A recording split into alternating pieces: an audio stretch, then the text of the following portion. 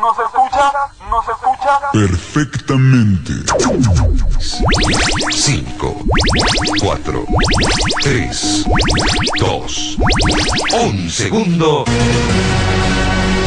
para que comience.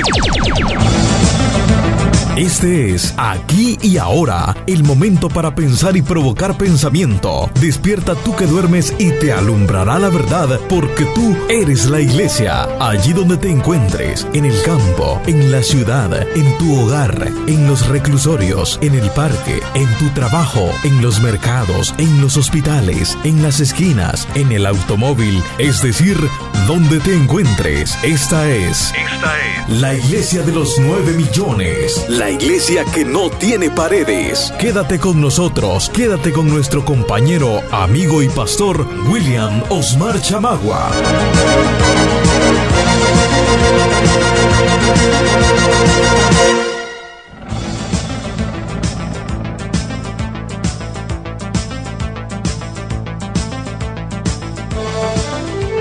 Muy buenos días, buenas tardes, buenas noches, muchísimas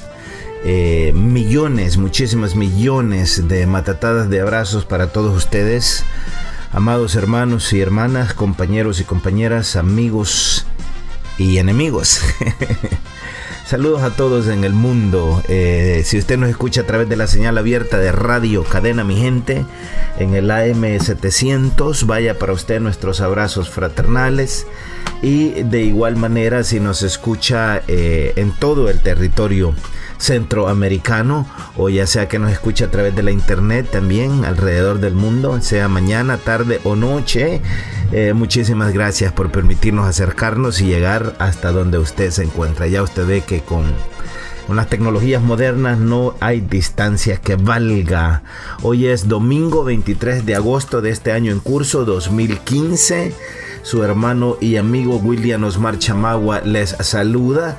Estamos transmitiendo en vivo, en directo y a todo color. Y por supuesto queremos siempre dar la honra, la gloria y el honor a Cristo Jesús, nuestro gran Dios y Salvador, porque a Él debemos todo lo que somos, lo que tenemos, la vida, nuestra existencia, en fin. Todo ha sido creado por Él y para Él, y nada de lo que existe fue creado sin Él. A Él honramos, a Él bendecimos, a Él agradecemos. Muchísimas gracias al Señor Jesús por nuestras familias, por nuestros seres queridos. Gracias al Señor por la patria, tanto pequeña como la grande. Queremos, por supuesto, poner todas las cosas en las manos del Señor. Y queremos, pues, por supuesto, reconocer una vez más que solamente en Él son posibles todas las cosas. Saludándoles a todos ustedes y por supuesto a todo el colectivo de Radio Cadena Mi Gente, dándoles gracias porque Radio Cadena Mi Gente no sería lo que es sin el aporte y sin el apoyo de todos ustedes, de todo tanto el colectivo de Radio Cadena Mi Gente como también cada uno de ustedes, hermanos y hermanas, amigos y amigas que también participan día con día al aire, haciendo uso de los micrófonos de Radio Cadena Mi Gente. Que la paz y el amor de Dios sea con todos. Siempre saludando a nuestros hermanos contertulios de la mañana. Gracias a nuestro hermano doctor Jorge Martínez. Saludos y bendiciones. A propósito, esta mañana su esposa, nuestra hermana Abigail, estuvo de manteles largos. Queremos también felicitarle por su onomástico, por su sapo verde. Sabemos que la pasó bastante bien y agradecemos a Dios, por supuesto, por su vida y por la vida de esta familia salvadoreña tan bonita también y ejemplar, y que el Señor les regale muchísimos años de vida. Queremos también saludar y también enviar nuestro pésame a toda la familia salvadoreña que ha perdido seres queridos en los últimos días. La violencia no mengua, no da tregua. Es realmente increíble lo que está pasando en nuestro país. Vamos a hablar de eso y de algunas otras cositas más en este día, en este mensaje a la iglesia de los 9 millones, que por cierto hemos titulado La Familia. para este día domingo 23 de agosto de este año en curso 2015. Ustedes saben que todas las cosas tienen un montonazo de ángulos, no son definidas por un solo ángulo, todas tienen diferentes etapas, diferentes formas y por supuesto vistas a través de los lentes de cada uno de nosotros parecen ser diferentes, aunque en realidad es lo mismo. Si usted mira las cosas desde los zapatos de un político que está en el poder, se ven diferentes que lo que se ven desde los zapatos de un político que no está en el poder. De la misma manera, la realidad se ve diferente desde los zapatos del pueblo que desde los zapatos de aquellos que dirigen al Estado. Y así sucesivamente podríamos dar 1.000.000 al cuadrado de ejemplos de las diferentes maneras de ver la misma realidad. Al final, una cosa sí es cierta: todos estamos viajando en el mismo barco.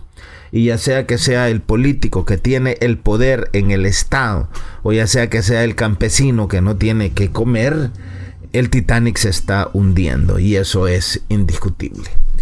Hemos escogido, como les decía hace unos segundos, titular este pensamiento La familia, para que busquemos la forma también de enfocarnos desde ese lado que es tan intrínseco, es tan pivotal y que cuando es descuidado tiene el poder para causar estragos tan grandes que estamos realmente hundidos en una crisis en nuestro país y en nuestro mundo.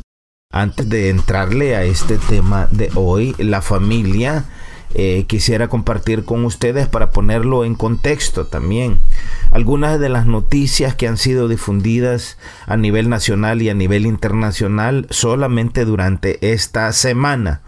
Los párrafos, las notas, los titulares que voy a compartir con ustedes son tomados de diferentes medios digitales, han sido publicados de diferentes medios digitales, incluyendo, como les digo, algunos medios internacionales. Por ejemplo, dentro de las noticias internacionales de un país centroamericano, nos hemos dado cuenta de una grata noticia, lo que ha pasado o está pasando en nuestra hermana República de Guatemala.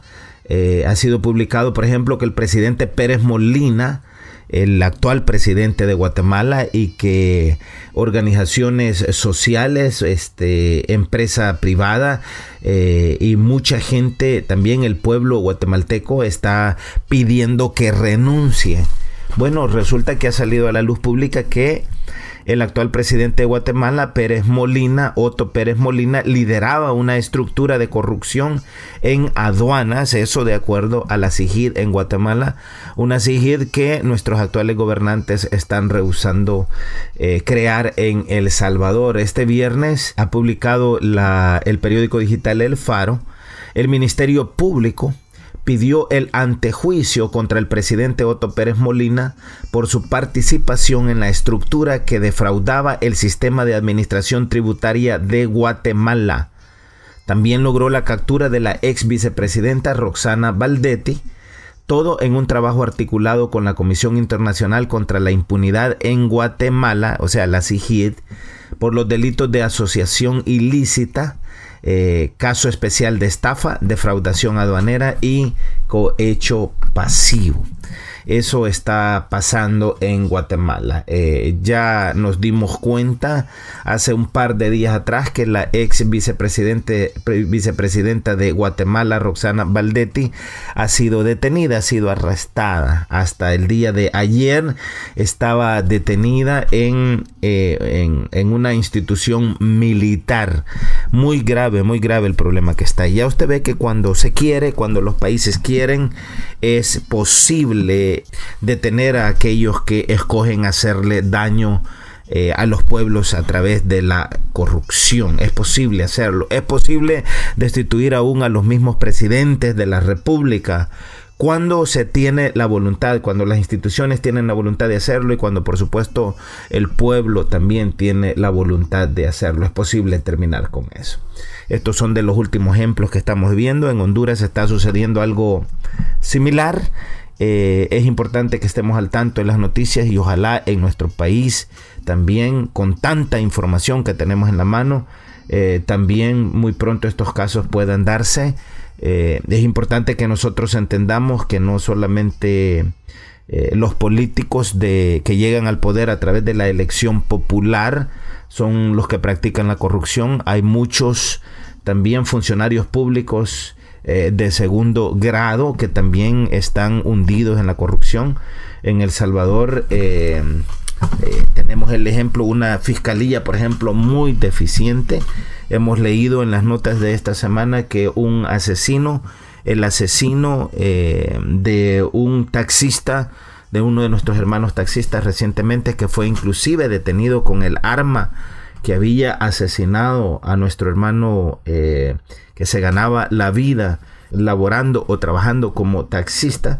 Detuvieron al asesino inclusive con el arma, pero la fiscalía no presentó las pruebas balísticas y por lo tanto el juez no pudo vincular al asesino con la víctima y ha sido el asesino dejado en libertad. Eso es increíble niveles tan bajos de funcionamiento, en este caso de la Fiscalía de la República. Y por supuesto, cuando una fiscalía es tan deficiente como la que tenemos en El Salvador, la impunidad va a seguir al acecho de todos nosotros, y eso también es importante corregirlo. Esta semana también ha sido publicado en diferentes medios. Usted ha escuchado los dimes y diretes entre los dos partidos mayoritarios. Estamos hablando del FMLN y de Arena. Bueno, algunas notas que han sido hechas públicas dicen que el FMLN va a acusar ante la Fiscalía General de la República a miembros del partido Arena por nexos con pandillas. Según algunas publicaciones hechas esta semana, el FMLN ya presentó algunas pruebas a la Fiscalía en las que se liga a dirigentes areneros con líderes de pandillas para desestabilizar el país. Otros medios han publicado que va a ser Arena quien va a denunciar ante la Fiscalía a dirigentes del FMLN. Y mientras tanto, mientras los liderazgos de los dos partidos mayoritarios en el país se debaten entre quién tiene la razón, entre quién miente o quién no miente, la población salvadoreña continúa hundida en la miseria, en crisis de violencia, en crisis de desempleo, en crisis de la familia, que es nuestro tema central para el día de hoy. Dios permita que un día, antes que sea demasiado tarde y que no sea muy lejano, las dirigencias, tanto del FMLN como Arena, entiendan que tienen que de alguna manera buscar ponerse de acuerdo. Ojalá y entendieran que el tema, para darles a ustedes un ejemplo, el tema de la violencia, el tema de las pandillas, no debe de ser politizado. Deben de sacarlo de la mesa de la política. Deben de sacarlo de la mesa en las cuales cada uno busca llevar agua a su propio molino. Y deben de ponerse de acuerdo en el tema de las pandillas. Aparte, hacer del conocimiento público esto. Deben sentarse a negociar porque mientras el tema de las pandillas o de la violencia no sea despolitizado, va a ser siempre la población salvadoreña la que va a continuar poniendo los muertos y el dolor y sobreviviendo a tanta violencia y a tanto horror y descalabro en nuestra sociedad. Y al final la población continúa perdiendo más y más y más la confianza en aquellos que nos dirigen. Entonces al final les termina haciendo daños a ellos mismos. Así es que un llamado a las dirigencias de todos los partidos políticos en El Salvador, pero principalmente a las mayoritarias, tanto de Arena como del FMLN, para que de alguna manera encuentren puntos en común y valoren el llegar a un acuerdo, despolitizando el tema de las maras, las pandillas y la violencia. Por supuesto que todos aquellos temas que afectan de una manera profunda principalmente a la sociedad salvadoreña deberían de ser despolitizados. Otro titular que fue publicado esta semana es que la tasa de homicidios en El Salvador ha superado a la tasa de homicidios de nuestra hermana República de Honduras. Como ustedes saben, Honduras ha sido desde el 2010 un país que ha sido conocido en el mundo como el país más violento del mundo. Honduras ha sido certificado por las Naciones Unidas como el país más violento del mundo entre el 2010 y el 2014. Imagínense ustedes, y cualquiera de nosotros creería que el país más violento es Afganistán o es allá en Irak o en el Medio Oriente, con todas las guerras que están sucediendo, y sin embargo las Naciones Unidas dicen que no, que es nuestra hermana República de Honduras. Pero el desbordamiento de la violencia en El Salvador y la reducción de los asesinatos en el vecino país hacen que las tasas de homicidios por cada 100,000 habitantes proyectadas para el 2015 sean de 91 asesinatos en El Salvador, comparado con 58 en Honduras. Casi el doble de homicidios en El Salvador en estos últimos tiempos, casi el doble en comparación con Honduras, que es catalogado de nuevo por las Naciones Unidas como el país más violento del mundo. Entonces El Salvador es ya más violento que Honduras. Consumidos casi 8 meses de los 12 del 2015, las cifras oficiales de homicidios cometidos en uno y otros países son tan rotundas que no hace falta siquiera esperar a que termine el año para aseverar que al ritmo actual, la tasa de homicidios por cada 100,000 salvadoreños será en el 2015 muy superior a la tasa hondureña, el país que ha sido etiquetado por las Naciones Unidas como el más violento del mundo entre los años 2010 y 2014.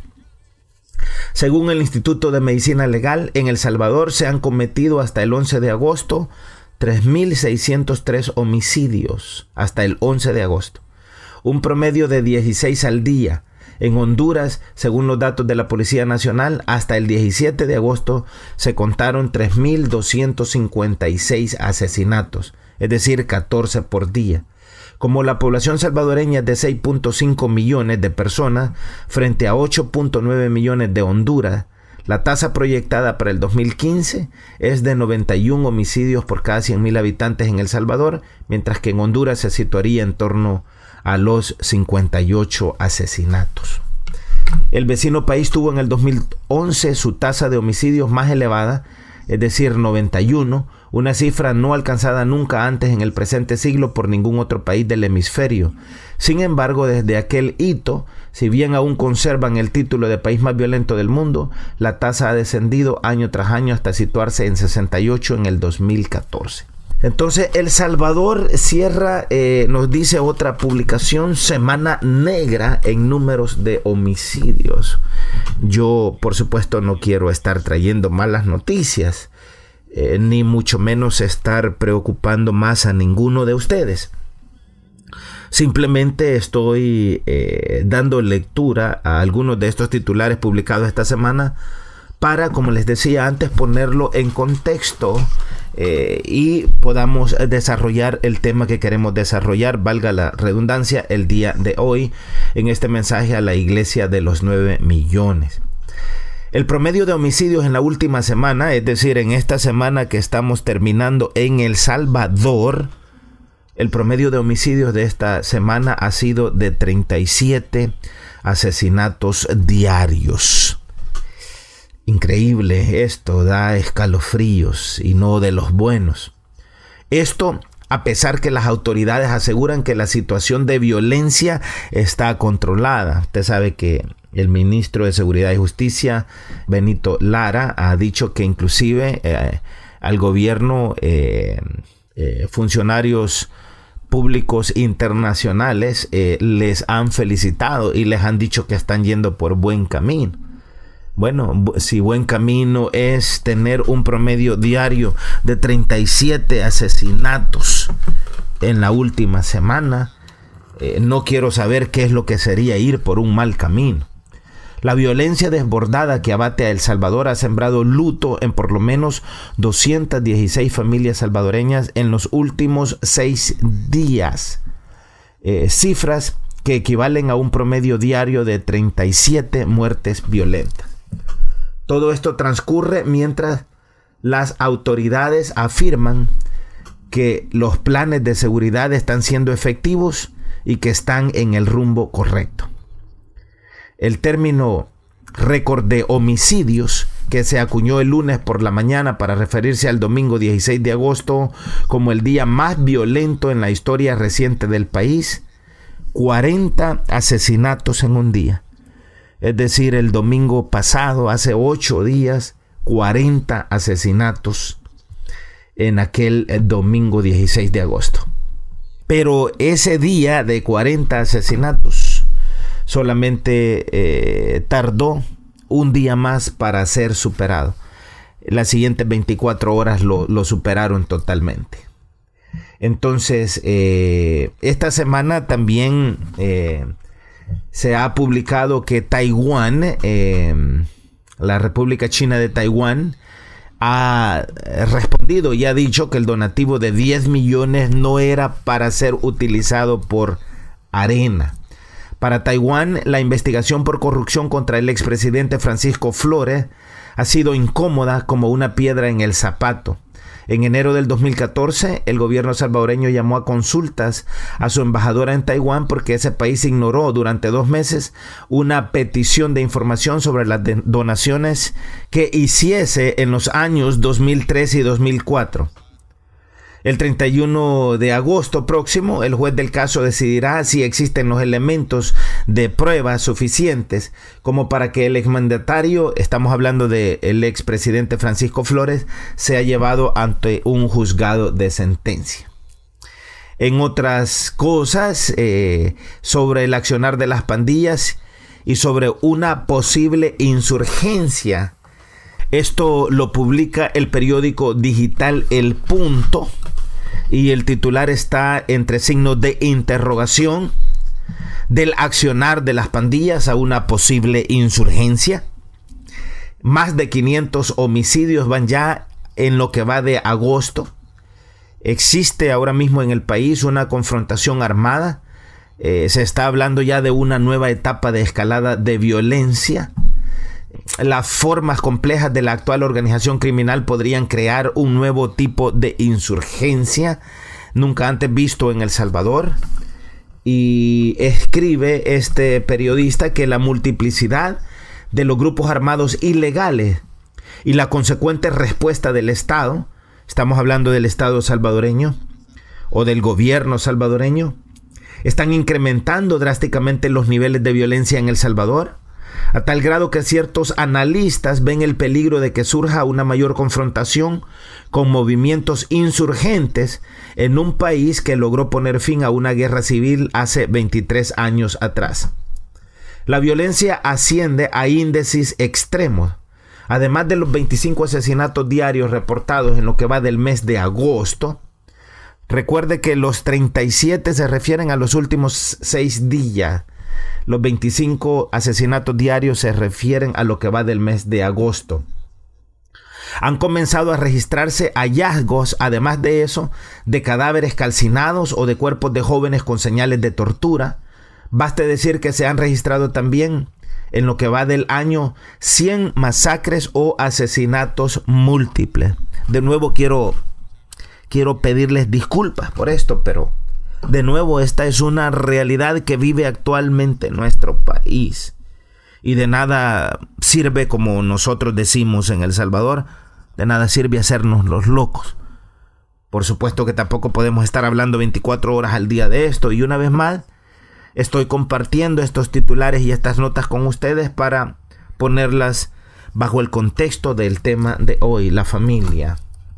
Entonces, más de 100 masacres o asesinatos múltiples se han registrado en lo que va de este año.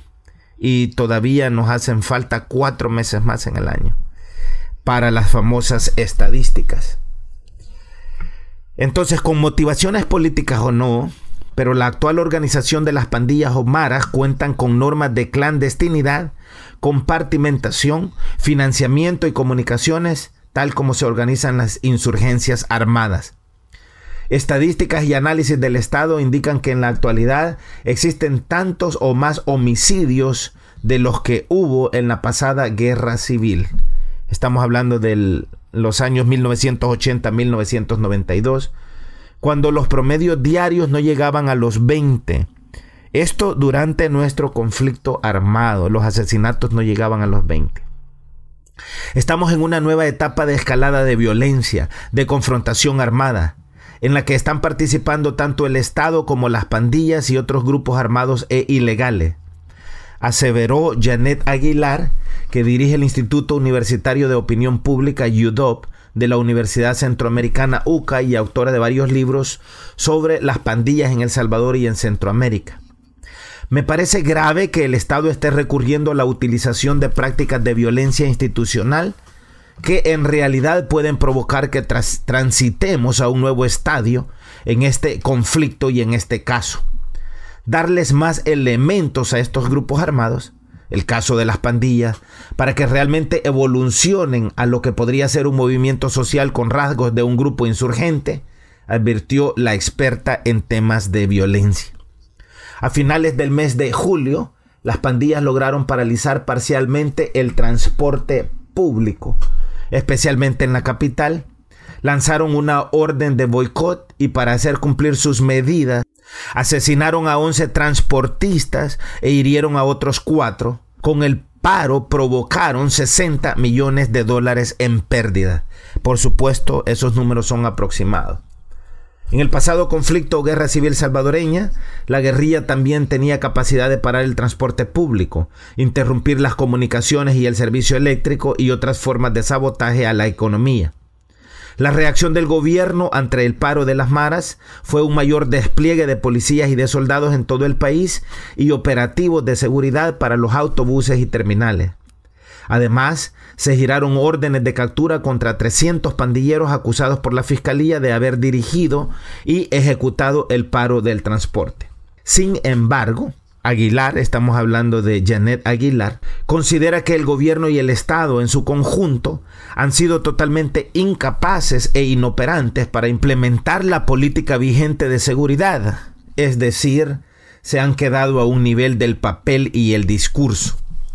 El secretario adjunto para Asuntos Internacionales de Narcotráfico y Cumplimiento de la Ley de Estados Unidos, Luis Arreaga, visitó recientemente El Salvador y, además de considerar que las causas que han generado esta situación de violencia son la falta de oportunidades económicas, apuntó hacia la ausencia de servicios del gobierno en algunas localidades.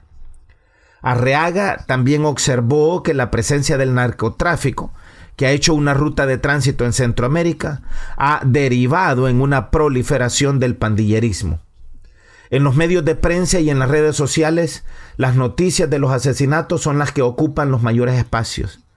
La preocupación cunde cuando las cifras se disparan, como lo ocurrido entre el domingo y el martes pasado, cuando se reportaron 125 asesinatos, un promedio de 41.6 por día, casi el doble de lo que ocurre diariamente. La investigadora salvadoreña estima que este derramamiento de sangre no tiene una respuesta única. Es el resultado último de una conjunción de prácticas, grupos y actores violentos que están participando en esta dinámica. Entre los que menciona a pandillas radicalizadas, pero también a grupos de exterminio. El subdirector de la policía, Howard Cotto, confirmó por lo pronto que se está investigando profundamente el repunte de la violencia actual. En tanto, la violencia no solo afecta la vida directa y cotidiana del ciudadano común, sino también la actividad económica del país, tal como quedó claramente demostrado con el reciente paro de transporte forzado por las pandillas. Realmente increíble y no hay palabras para describir lo que está sucediendo en nuestro país. Y bueno, ¿qué más les digo? Y a propósito de tanta violencia, por supuesto que no podemos tampoco olvidar el trágico evento que también sucedió esta semana. Estamos hablando del asesinato del hermano pastor David Ayala, un joven con mucho futuro, con mucho potencial y cuya vida fue arrebatada por la violencia que actualmente abate a nuestro país. Enviamos nuestro más sentido pésame, nuestras más sentidas condolencias, por supuesto, a la familia del hermano pastor David Ayala, a su familia en la carne y también a su familia espiritual, a toda la iglesia con paz. Que la paz y la misericordia del Señor pueda también llenar sus corazones, al igual que a toda la familia salvadoreña que día con día se viste de luto como producto de tanta violencia en nuestro país, en nuestro El Salvador. Entonces, les comentaba que el título que hemos dado a este pensamiento de hoy es la familia. Quiero, por supuesto, pedirles disculpas por hablarles de la realidad, por hablarles de tanta violencia, de tanta muerte, de tanto asesinato.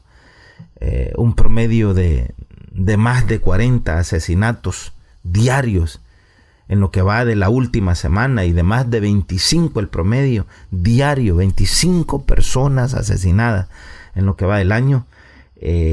No son temas que realmente alegren el corazón, son temas que lo entristecen, son temas que lo asustan, son temas que lo hacen perder la esperanza. Pero es importante que nosotros también vayamos más allá, que esculquemos nuestra realidad, o en las palabras del Señor Jesucristo a sus discípulos allí en Mateo 24, San Mateo 24, estoy hablando del Evangelio. Él les dijo: escudriñad las Escrituras para que nadie os engañe. Hablar de las Escrituras es también hablar de la creación. Hablar de las Escrituras es hablar también de nuestra propia realidad. Y es importante que como ciudadanos que somos de El Salvador, de Latinoamérica y del mundo, escuchemos o aprendamos, mejor dicho, a escudriñar nuestra propia realidad.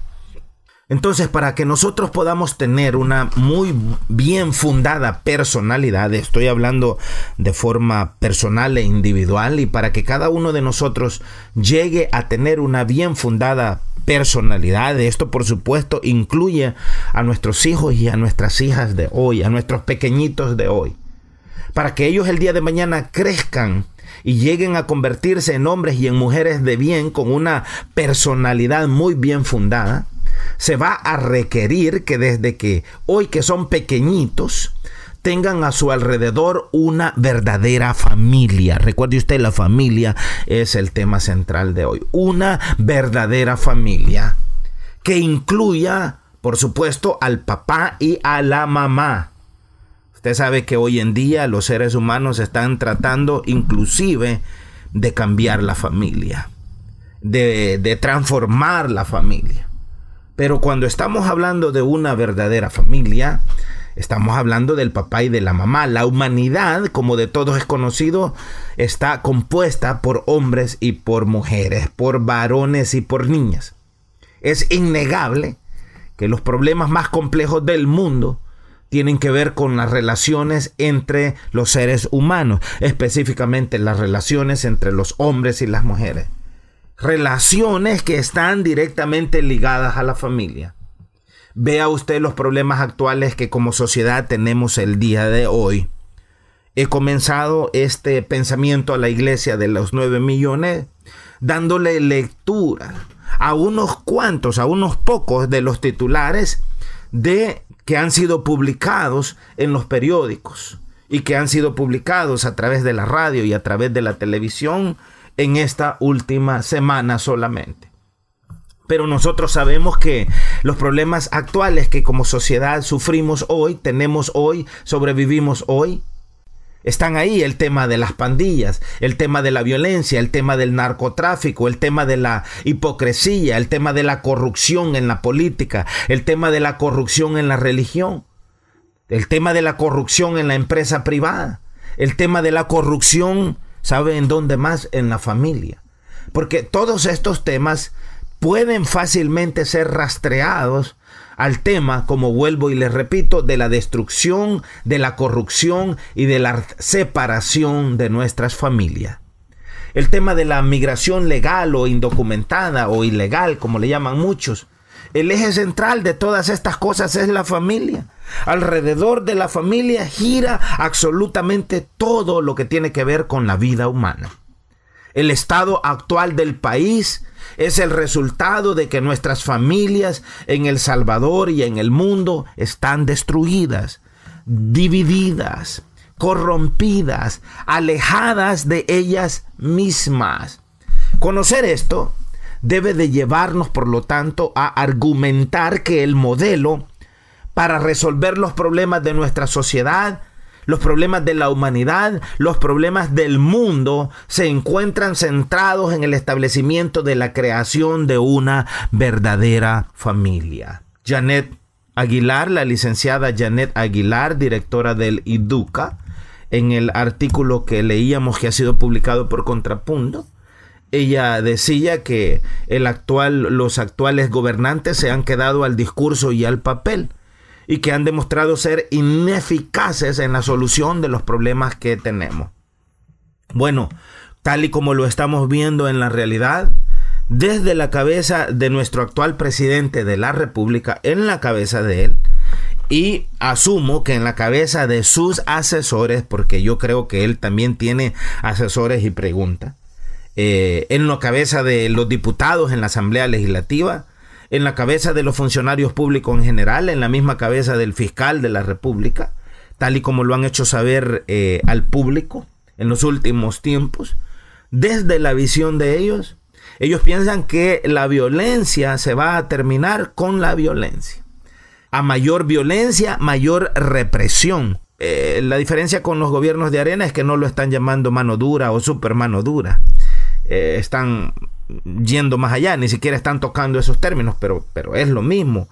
A lo mejor mano duras 10x es lo que están haciendo hoy. Entonces, desde la cabeza de los compatriotas que actualmente nos gobiernan, la forma de atacar la violencia es con más violencia y con mayor represión.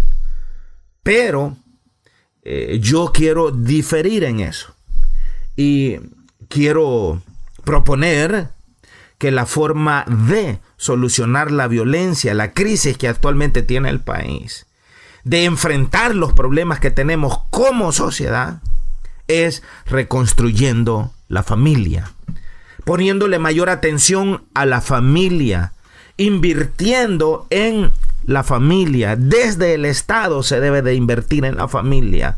Desde la religión se debe de invertir en la familia. Desde la empresa privada se debería de invertir en la familia. Y la sociedad misma tiene que, o debería de entender y de comprender que la solución a sus problemas, y por supuesto esto no va a pasar de la noche a la mañana, así como lo que hoy vivimos no ha sucedido de la noche a la mañana, ha sido un proceso a lo largo de más de 20 años, casi 25 años que traemos en este proceso, y vea los resultados. De la misma manera puede tomarnos toda una generación en arreglar estas cosas, pero nunca se van a arreglar si nunca comenzamos. Entonces yo propongo que los problemas pueden ser solucionados en nuestro país a corto, mediano y largo plazo, en el momento que desde todas los pensamientos o la visión de los interesados,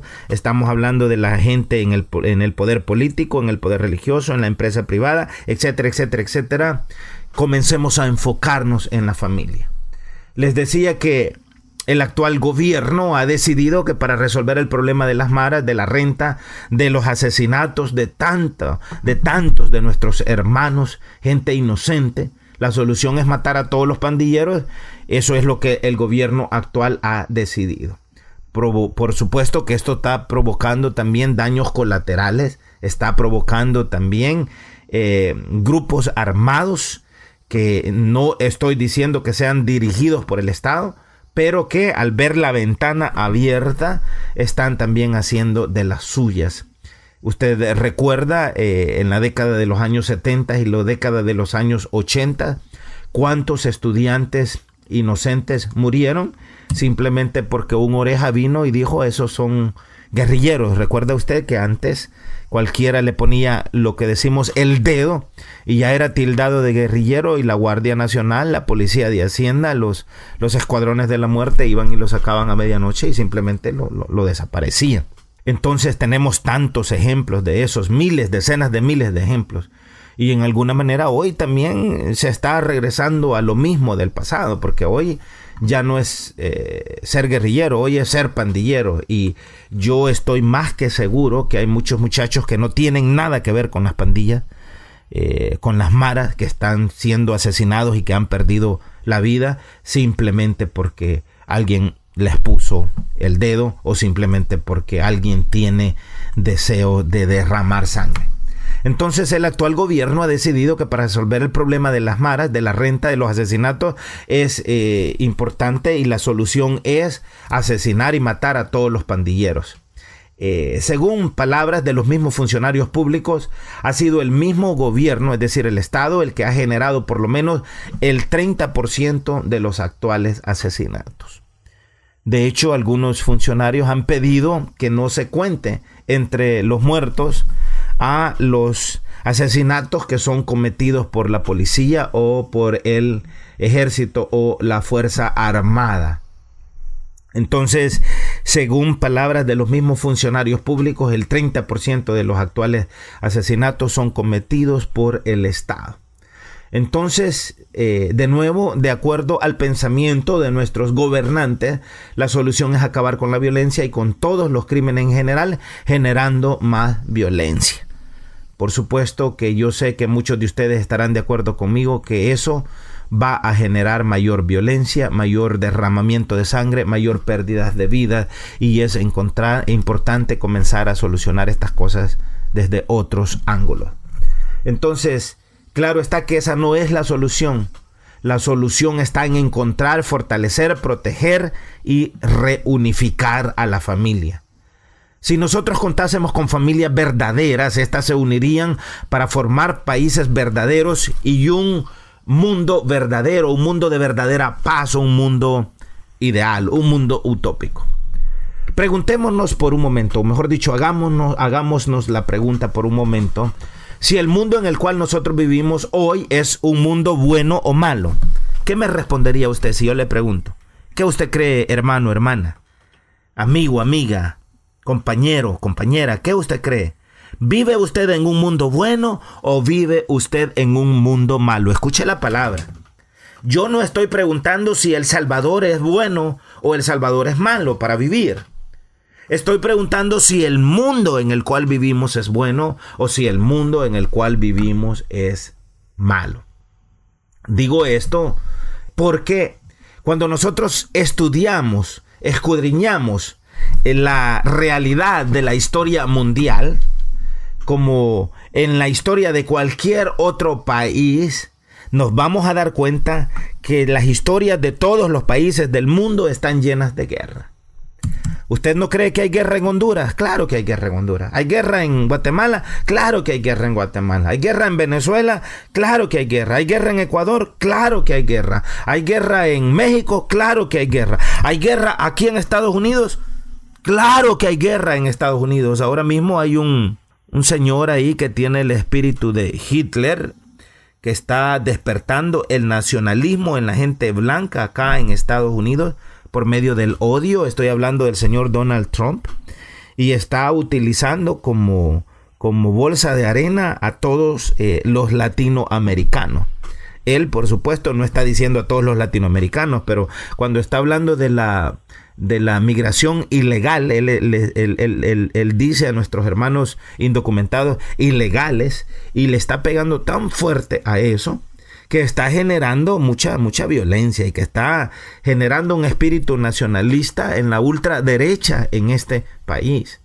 Entonces, ¿está en guerra Estados Unidos? Claro que está en guerra. ¿No cree usted que solo Afganistán o allá Irán o las dos Coreas del norte y del sur o China o los países en el Medio Oriente como Irak están en guerra? No, los países del mundo están en guerra porque vivimos en la era del individualismo. Vivimos en la era en que el amor libre ha destruido completamente a la familia. La era en que los padres reniegan de los hijos, en que los hijos reniegan de los padres, y la era en la que de una forma increíble el matrimonio está siendo rechazado. El matrimonio tal y como lo conocemos, el matrimonio entre un hombre y una mujer.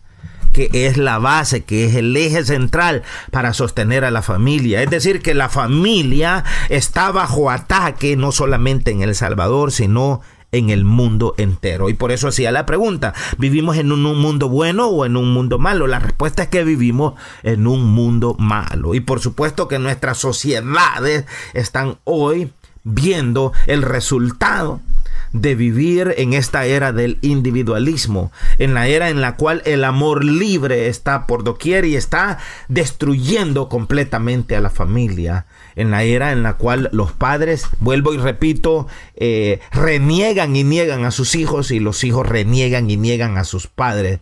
Esa es la misma era que rechaza el matrimonio, que es la institución central bajo la cual se ha protegido a la familia. En muchos países del mundo existe hoy una guerra frontal para destruir la institución que llamamos matrimonio. Los hombres quieren hoy hacer lo que les da la gana en esta era del individualismo, del amor libre, que busca, como les he dicho antes, destruir el eje central que ha mantenido a la humanidad girando a lo largo de la historia. Estoy hablando del matrimonio y estoy hablando de la familia. Entonces, en cualquier guerra, todos los contendientes al final salen perdiendo. Pierde el que gana y pierde el que pierde. Si decimos que el mundo es malo, implica que todos los países del mundo son malos. Los ciudadanos de cualquier país son malos, y eso implica que nosotros en El Salvador o en Centroamérica también somos malos. Cuando nosotros escogemos o optamos por observarnos a nosotros mismos en lo interior de nosotros mismos, es imposible que neguemos que nuestra mente y que nuestro cuerpo están de forma constante luchando entre sí. Escribiendo en la epístola a los Romanos, el apóstol Pablo escribe y dice: todo lo que no quiero hacer, eso es lo que hago. Él habla y describe cómo sus propios miembros físicos, carnales, se oponen a su propia conciencia, a su propio espíritu. Él habla de cómo nosotros, de forma personal, de forma individual, tenemos constantemente una lucha con nosotros mismos. Ahora, si nosotros tenemos una guerra con nosotros mismos, ¿cómo usted cree que no vamos a estar en guerra con los demás? Una persona podrá no ser feliz cuando no posee un fundamento para sentirse en paz interiormente. Parte del problema que como sociedad tenemos en El Salvador es porque en buena medida los salvadoreños, hombres y mujeres de la patria, no son felices, porque no tienen paz, porque no están tranquilos. ¿Y por qué no están tranquilos? Porque no existe paz interior. Esto va más allá de lo que la gente en la política o en el poder puede o tiene la capacidad de hacer. Esto va más allá del mundo exterior y va directamente al mundo interior de cada uno de nosotros. Entonces, mientras nosotros estemos en luchas y en guerras con nosotros mismos, jamás vamos a lograr la felicidad. Usted sabe que atrás quedaron la Primera Guerra Mundial. En el pasado está la Segunda Guerra Mundial. En el futuro está todavía por llegar la Tercera Guerra Mundial. Pero en cualquier conflicto armado, nosotros podemos ponerle un fuego, un alto al fuego. Vea lo que pasó el 16 de enero de 1992 en El Salvador, allá en Chapultepec, México. Se le puso un alto al fuego. Eso podemos hacerlo. Ponerle un alto al fuego. Podemos callar las balas, las armas, las bombas, los machetazos, la violencia física, la podemos parar.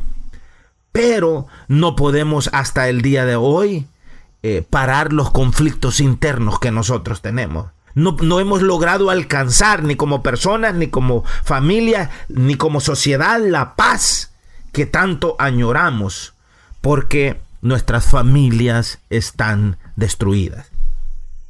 La familia tiene un propósito original por parte de nuestro Creador. Estoy hablando del Señor Dios. Dios creó a la familia con un propósito central.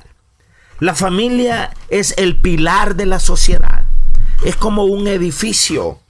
Quítele usted los pilares al edificio y ¿qué cree que va a suceder? El edificio se va a desplomar, no lo va a poder construir. Dinamite usted los pilares de una construcción y esa construcción no existe. El pilar de toda sociedad, no solamente de la salvadoreña, de cualquier sociedad en el mundo, el pilar de cualquier sociedad es la familia. Vea, ¿cómo puede El Salvador ser un país lleno de paz? ¿Cómo puede El Salvador ser un país lleno de oportunidades? ¿Cómo puede El Salvador ser un país lleno de luz, de brillo, de paz y de solaz y de solidaridad? Cuando la familia salvadoreña está destruida. Cuando la familia salvadoreña realmente no existe. Cuando la familia salvadoreña brilla, pero brilla por su ausencia. La familia, les decía, tiene un propósito central por parte del Señor, porque la familia es el pilar o son los pilares que han de sostener a cualquier sociedad. Y cuando la familia no existe en A, B o C sociedad, entonces la sociedad se destruye. La sociedad se autocondena, la sociedad se mata a ella misma. ¿Recuerda usted algunas de las palabras de Monseñor Óscar Arnulfo Romero? Hermanos, decía él desde su púlpito, hermanos matan a sus propios hermanos. Hermanos matan a sus propios hermanos. Es decir, la familia se vuelve como una piraña y se destruye entre sí.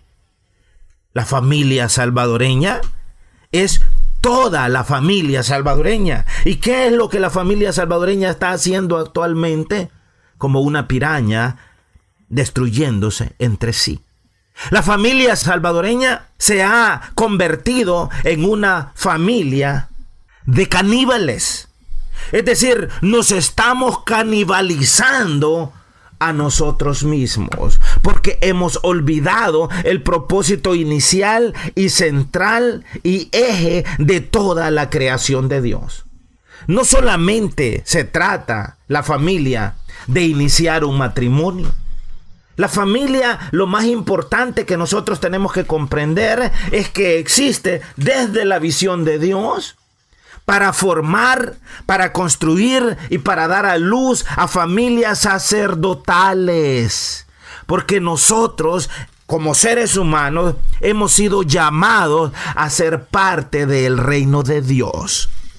¿Qué estoy diciendo? La Escritura en el Nuevo Testamento nos dice que nosotros somos santos. Vosotros sois santos. Nos dice, vosotros sois linaje escogido. Sois pueblo adquirido por Dios para que anunciéis las riquezas de aquel que nos llamó de la oscuridad a su luz admirable. Pero para que nosotros podamos vivir, ejercitar y además de eso construir, necesitamos estar en la luz. Y en la luz la familia está unificada. En la oscuridad la familia está destruida. Yo quiero someter al señor presidente de la República a que piense en esto, a que analice esto y a que se dé cuenta que la solución a los problemas que el país tiene no está en las manos de la Fuerza Armada. La Fuerza Armada no puede solucionar los problemas de violencia que tiene El Salvador. El general Munguía Payés no tiene la capacidad para saber y para conocer cuál es la solución a los problemas. Él no está entrenado para eso. Él está entrenado para matar, para enfrentar con el arma, con el fusil, con la bomba. La solución a los problemas que tiene El Salvador no la tiene la Policía Nacional Civil, no la tienen los nuevos escuadrones de la muerte.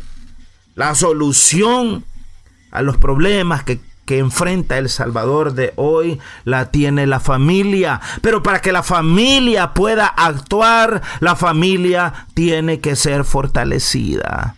Y ustedes saben lo que se necesita para fortalecer a la familia. De nuevo, la familia tiene un propósito divino. Y mientras la familia esté destruida, pueden pasar otros 100 años y El Salvador va a continuar en igual o en peores condiciones que las que hoy enfrenta. En Génesis capítulo 17, versos 8 al 9, la palabra del Señor nos dice: y te daré a ti y a tu descendencia. ¿A qué se refiere cuando habla de descendencia? Habla de familia. Y te daré a ti, le estaba diciendo a Abraham, el padre de la fe, te daré a ti y a tu familia.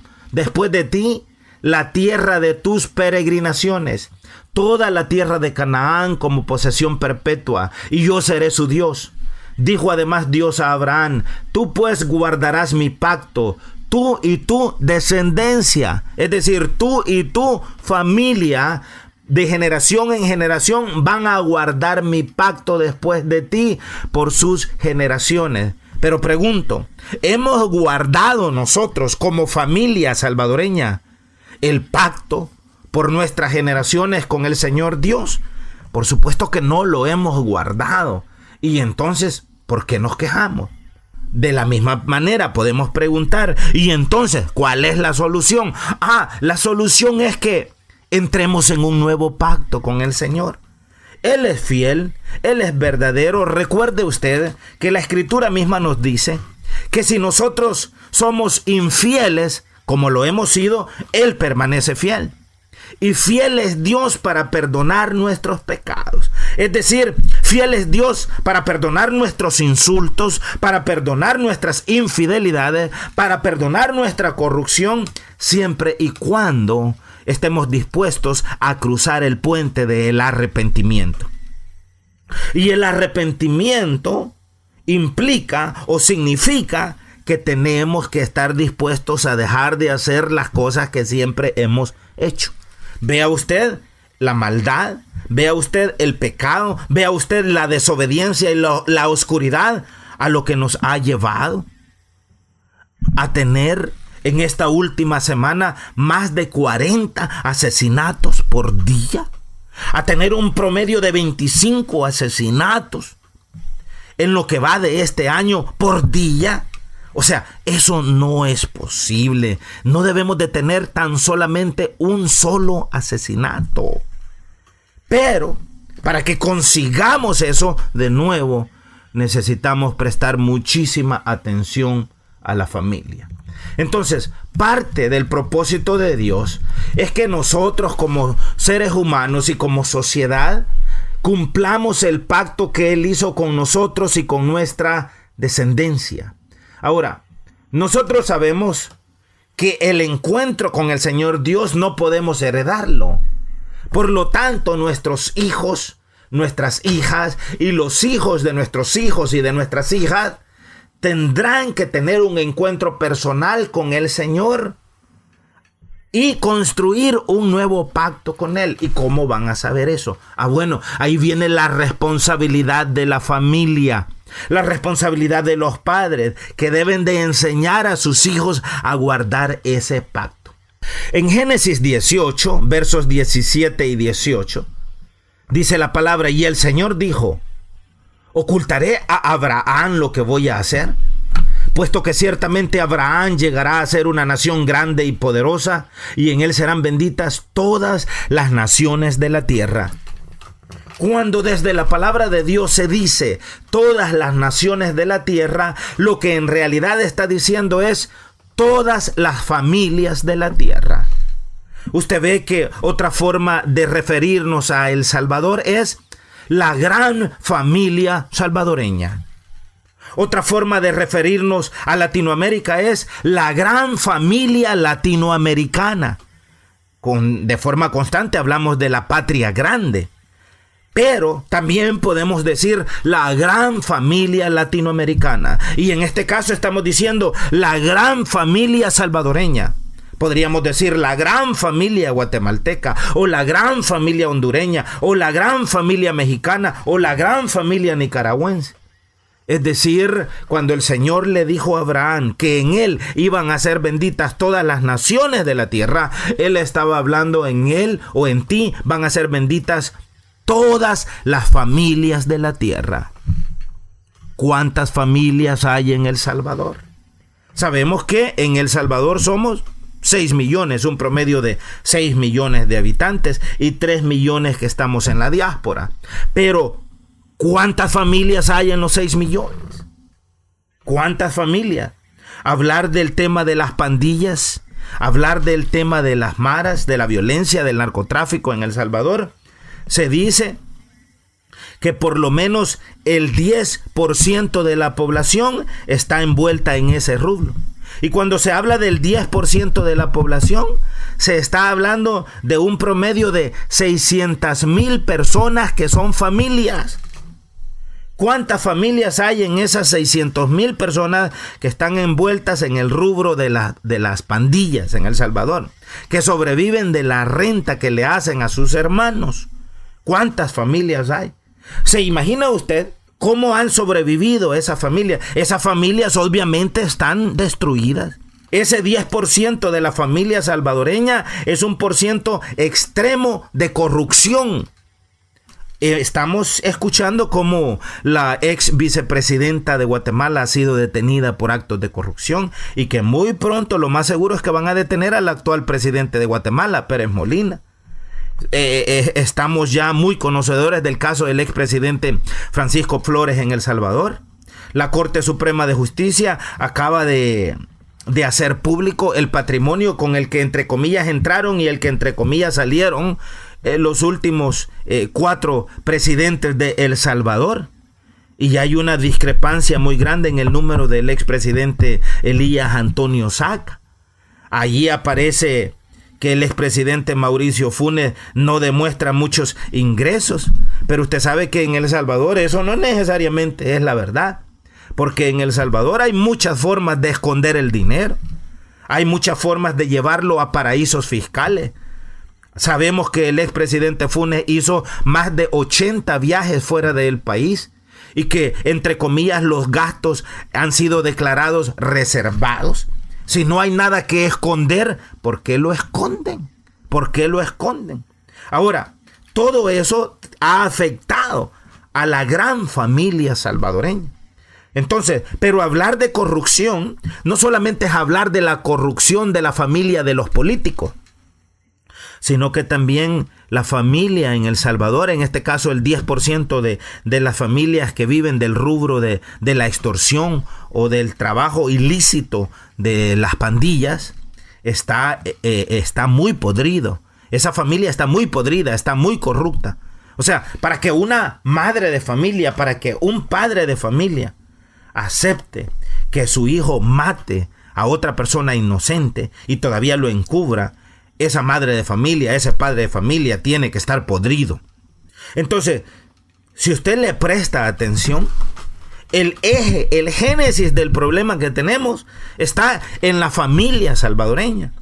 Porque la familia salvadoreña ha sido debilitada, ha sido atacada y continúa siendo atacada y continúa siendo debilitada. Y hasta el día de hoy, el presidente de la República está hablando de aumentar el sueldo a la policía, está hablando de aumentar el sueldo a la Fuerza Armada. Y eso está bien, porque los salarios de nuestros policías y los salarios de los soldados son miserables, más que todo cuando los compara con los salarios de los políticos.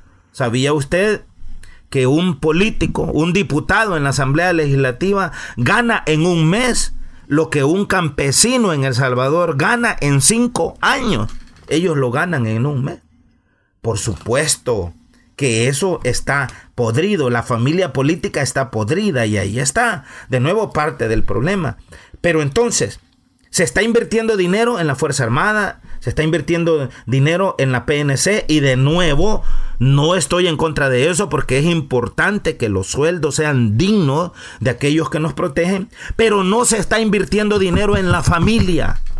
Y vuelvo y repito, La Fuerza Armada no puede, no tiene el poder ni la capacidad de traer paz a El Salvador. La Policía Nacional Civil no tiene la capacidad de traer paz a El Salvador, y no es para eso que ellos existen. Ni la Fuerza Armada ni la Policía Nacional Civil son los responsables de traer paz a El Salvador. El responsable, la institución responsable de generar paz es la familia. La institución responsable de generar buenos ciudadanos es la familia. La institución responsable de construir y de generar y de crear y de cultivar hombres y mujeres de bien es la familia. La institución responsable, de nuevo, no son las Fuerzas Armadas ni la Policía Nacional Civil, es la familia. Pero ¿hasta cuándo se va a invertir en la familia? Entonces, el orden de la familia trasciende en el tiempo, porque la familia ha sido escogida por el Señor de los cielos a fin de que nosotros ordenemos a nuestros hijos para que ellos se mantengan en el camino de luz. Esa autoridad en la familia le es delegada al padre y a la madre por parte de Dios el Señor, para que sean los encargados de provocar en sus hijos todo aquello que es correcto, todo aquello que es justo ante los ojos de Dios, y por supuesto que es justo ante los ojos de la sociedad. Entonces, la familia es la que debe de asumir el compromiso para que como padres de familia se constituyan en los consejeros de sus hijos, en quienes guíen a sus hijos por el camino correcto, para que sean prosperados, para que salgan adelante, para que tengan vidas llenas del Espíritu de Dios, para que vivan en paz, para que tengan pensamientos sanos y buenos, para que su alma, para que su cuerpo, su espíritu, la parte emocional, mental, espiritual, sea cultivada de una forma correcta. Lo que nuestros hijos necesitan es amor. Yo les aseguro que si nosotros pudiésemos hablar con cada uno de esos muchachos pandilleros, de esos adolescentes, de esos niños que hoy están en las pandillas, ¿sabe lo principal que vamos a encontrar en ellos? Es falta de amor. Falta de amor. Las pandillas no le pueden dar amor a nuestros hijos. La PNC no está para darle amor a nuestros hijos. La Fuerza Armada no existe para darle amor a nuestros hijos. Señor Presidente de la República, la familia es la familia la que existe para darle amor a nuestros hijos. Pero mientras no se invierta en la familia, lo que la familia va a continuar cosechando es destrucción, es muerte, es violencia, es lo que estamos viendo el día de hoy. Tenemos entonces que invertir en la familia. El no invertir en la familia trae como consecuencia que nos convirtamos en el país más violento del mundo. Esta semana también una revista digital llamada Factum publica un artículo titulado "Quizás la gente estuviera contenta si hubiéramos quitado la renta aunque haya 20 muertos diarios". En su párrafo de presentación escriben: al cierre de esta nota, la segunda de varias que revista Factum prepara sobre la violencia que abate a El Salvador, en el país habían muerto 190 personas en los últimos 5 días. Eso es un promedio de 38 asesinatos cada día, desde que el alza se hizo evidente el pasado domingo 16 de agosto. Y ese es el promedio diario más alto en la historia salvadoreña. La mayoría de homicidios, de acuerdo a las autoridades y la mayoría de analistas, están relacionados con el conflicto entre las pandillas, la MS-13 y las dos facciones de la Barrio 18 y el Estado salvadoreño. Entonces, de nuevo, ¿qué significa todo esto? Bueno, significa que la familia es el componente fundamental de toda sociedad, en donde cada individuo, en donde cada persona, hombre o mujer, son unidos por lazos de sangre o afinidades y logran proyectarse y desarrollarse. Entonces es en ese contexto familiar que empieza desde la infancia y desde la convivencia propia, en donde el hombre y la mujer adquirirán habilidades y valores que le ayudarán a superarse y a replicar esos principios al momento de conformar su propia familia y tener sus propios hijos. Entonces, los conocimientos aprendidos de sus padres y madres y demás personas de su núcleo familiar serán los modelos que necesitará la persona para fortalecer su identidad y las habilidades básicas de comunicación y relación con la sociedad. Los lazos creados serán también importantes en el desarrollo de su personalidad. Yo veo mi propio ejemplo. Les he comentado a ustedes en el pasado que yo soy uno de aquellos niños que creció dándole bendito a sus tíos, a sus tías, a su familia, a sus padres. Ahí estaba yo de niño, bendito tío, bendita tía, bendito abuelita. Cada vez que me llevaban o me dejaban ir a la casa de mi abuelita, finita, que Dios el Señor en su gloria la tenga, a la primera que yo iba a saludar era a mi abuelita. Bendito abuelita, ya llegué. Y luego a mis tías, bendito tía Mabel, o bendito tía fulana, o bendito tío. Pero ¿de quién yo aprendí eso? Lo aprendí de mis padres. Yo recuerdo a mi mamá aconsejándome de niño y diciéndome: hijo, usted tiene que respetar a la gente mayor. A la gente mayor que no era familia, yo no le daba bendito, pero sí le saludaba. Buenos días, niña Julia. Buenas tardes, don Ramón. Buenos días, don fulano. Buenas noches. A todo mundo yo saludaba. A mí me enseñaron de niño a pedir permiso. Me enseñaron de niño a no estar metido, a no estar metiéndome en las conversaciones de los adultos. ¿Usted recuerda esas miradas que los papás nos hacían cuando éramos curiosos y queríamos estar escuchando las conversaciones de los adultos? Una mirada, ¿usted la recuerda? Entonces, ¿quién nos forma a nosotros? Nuestra familia. ¿Por qué ustedes creen que yo hoy hablo de matatadas, de abrazos? ¿Por qué es tan fácil para mí abrazarlos a ustedes?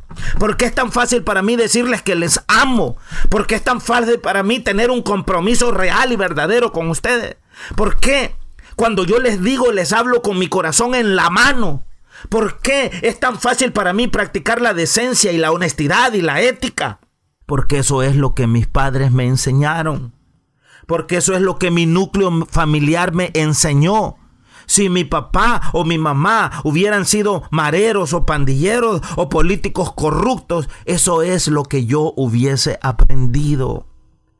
Tuve la fortuna de nacer en un hogar de gente honesta, de gente decente, de gente humilde. Y eso es lo que aprendí de ellos. Mi padre me enseñó a respetar a la gente, sin importar la clase social a la que pertenecía. Mi padre me enseñó a compartir mi comida con los niños de la calle, con los hambrientos. Y me lo enseñó no con palabras, me dio el ejemplo. Él me dio el ejemplo. En una ocasión, él había llegado a almorzar. Trabajaba en una empresa allá en Puerto del Triunfo llamada Pesca SADCB allá en Usulután. Y una semana mi papá trabajaba de 6 de la mañana a 2 de la tarde y mi mamá trabajaba de 2 de la tarde a las 10 de la noche. La siguiente semana mi mamá trabajaba de 6 de la mañana a 2 de la tarde y mi papá de 2 de la tarde a 10 de la noche. Los dos trabajaban. Los dos trabajaban, mi papá y mi mamá trabajaban. Y al mediodía, muchas veces cuando trabajaban juntos se encontraban y venían juntos a almorzar. Y Pesca SADCB solamente les daba 30 minutos para ir a almorzar. En 30 minutos tenían que caminar desde donde trabajaban en la planta de procesamiento de mariscos, llegar a la casa, sentarse a comer, hacer lo que tenían que hacer y regresarse. Es decir, en 30 minutos tenían que ir, comer y regresar y estar de nuevo en el trabajo. Yo no sé cómo lo hacían, pero ellos lo hacían. Toda mi niñez, toda mi infancia, toda mi adolescencia lo hicieron.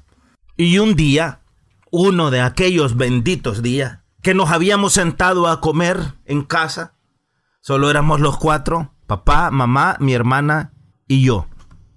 Y nos habíamos sentado a comer.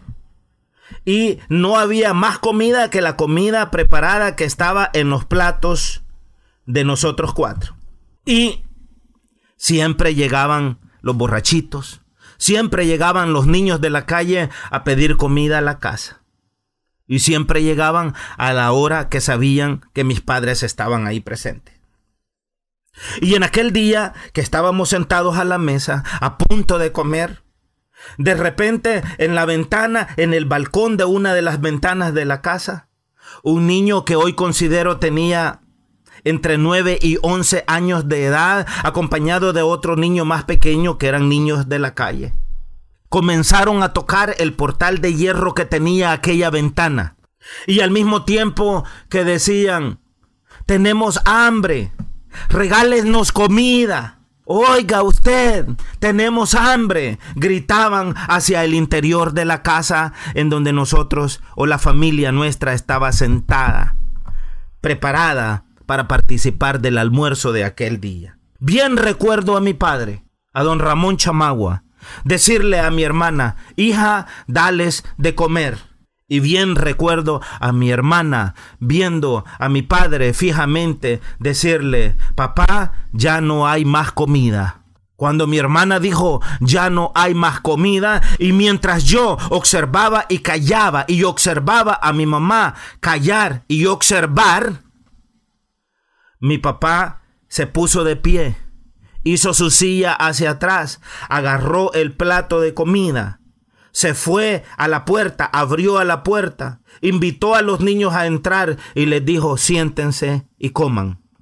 Y después de eso regresó a la mesa, se sentó y dijo: ustedes no lo entienden ahora, pero lo que yo hoy hago con estos niños es posible que el día de mañana alguien lo va a hacer con ustedes. Y quieren que les diga algo. No pasaron ni siquiera 6 o 7 años, porque no recuerdo exactamente la edad que yo tenía en esos momentos. A lo mejor tenía 11 o 12 años de edad. Pero habían pasado 6 o 7 años y de repente la situación era otra y yo estaba en Estados Unidos. Estaba en Estados Unidos. Indocumentado o ilegal, como el señor Trump quiere llamar a todos los latinoamericanos. Y sabe que ahora el que tenía hambre era yo. Ya no estaba con mi padre, ya no estaba con mi madre, ya no estaba con mi familia. El que tenía hambre era yo. Y ahora el que buscaba comida en la basura era yo. ¿Y sabe qué pasó? Que me acordé de una manera profunda, no solamente del acto de mi padre, sino también de las palabras de mi padre.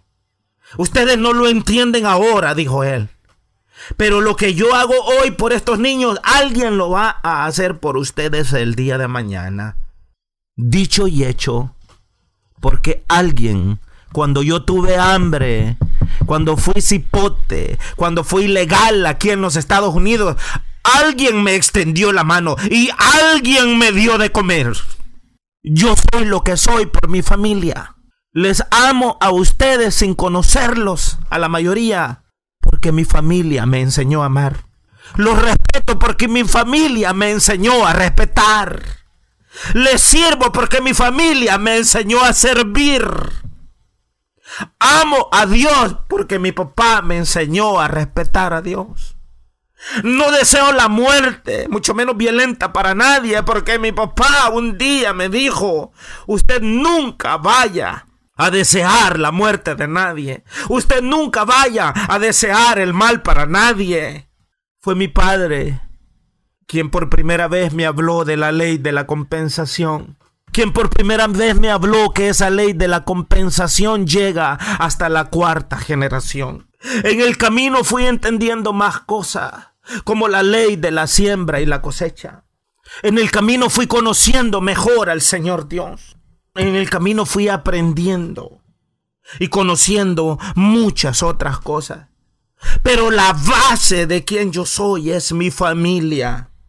Y me duele el corazón Ver a tanto niño destruido, a tanto muchacho en la calle, a tanto muchacho en las pandillas y sin oportunidades porque no han tenido a una familia.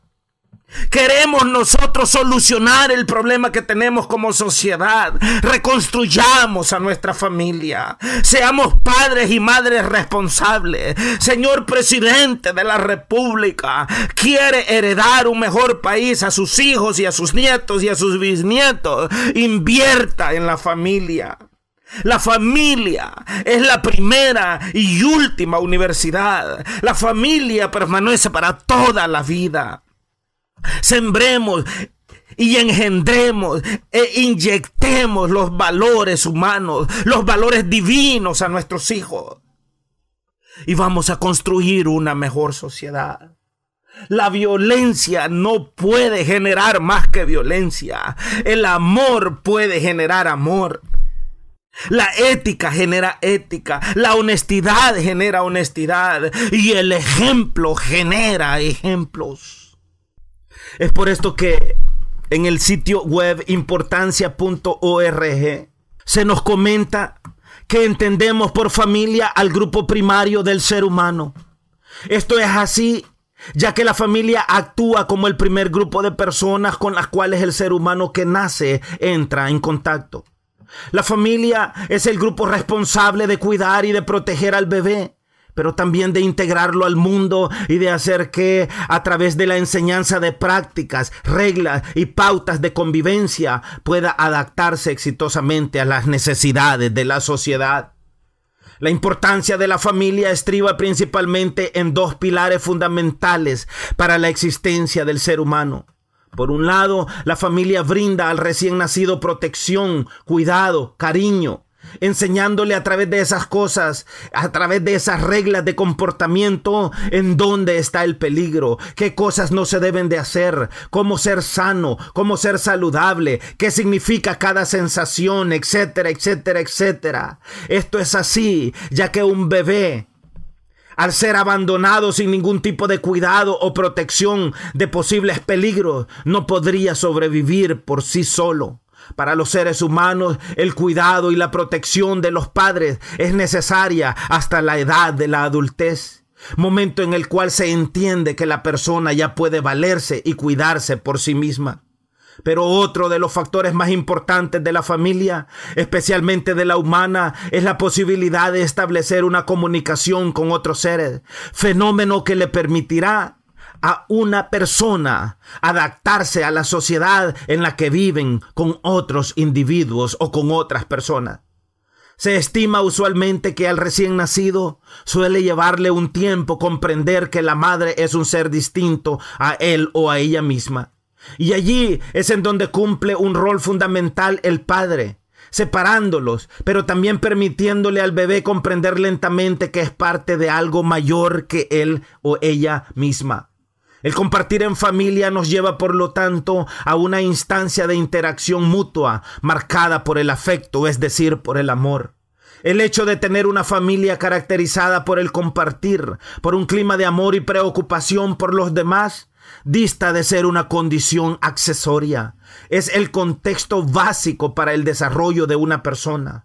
En efecto, solamente en el ámbito del amor y el afecto filial es posible mantener una situación de desarrollo pleno, de promoción de las potencialidades que existen en una persona. Para llegar a tener una verdadera personalidad, se requiere establecer una verdadera familia mediante un hombre y una mujer, mediante un padre y una madre que estén dispuestos a aceptar la responsabilidad y a enfrentar los retos que esto va a conllevar. La humanidad se compone de hombres y de mujeres, y es por esto que somos nosotros, los hombres y las mujeres, los llamados a conformar las familias del mundo, las familias de nuestras sociedades, y somos también los llamados a tener que aceptar la responsabilidad y enfrentar los retos de construir también a los ciudadanos del mañana, a fortalecerlos, a formar esos pilares que han de llevar a nuestra sociedad y a nuestras sociedades a vivir vidas plenas de luz, a vivir vidas plenas de paz, de convivencia social, a vivir vidas plenas de felicidad. Así es que, amado pueblo de El Salvador y amado pueblo latinoamericano, ¿en dónde está la solución a nuestros problemas? Está en las familias. ¿En dónde está el génesis de nuestro problema? Está en nuestras familias. Es por eso que es importante que, tal y como lo dice la Escritura, busquemos la paz con todos, sin la cual absolutamente nadie verá al Señor. Mi nombre, querido pueblo de El Salvador y latinoamericano, es William Osmar Chamagua.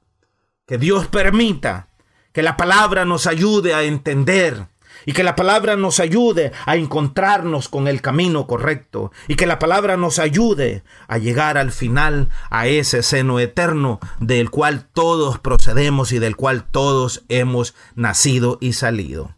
Que la bondad de Dios sea con todos y con cada uno de ustedes. Que el Señor Jesucristo tenga misericordia de todos y de cada uno de nosotros, en cualquiera que sea el país que vivamos y en cualquiera que sea la sociedad que existamos. En breves momentos vienen ya líneas abiertas para que opinemos, para que debatamos si es que así usted lo quiere, pero para que aprendamos, desaprendamos y reaprendamos. Gracias a nuestros hermanos en cabina, a Miguel Ángel, a nuestro hermano David, a Edwin, a Mary, que con frecuencia están también ayudándonos con todo el proceso que también se da en la cabina central de Radio Cadena Mi Gente. Que la paz de Dios sea con todos desde hoy y para siempre. Amén, amén, amén.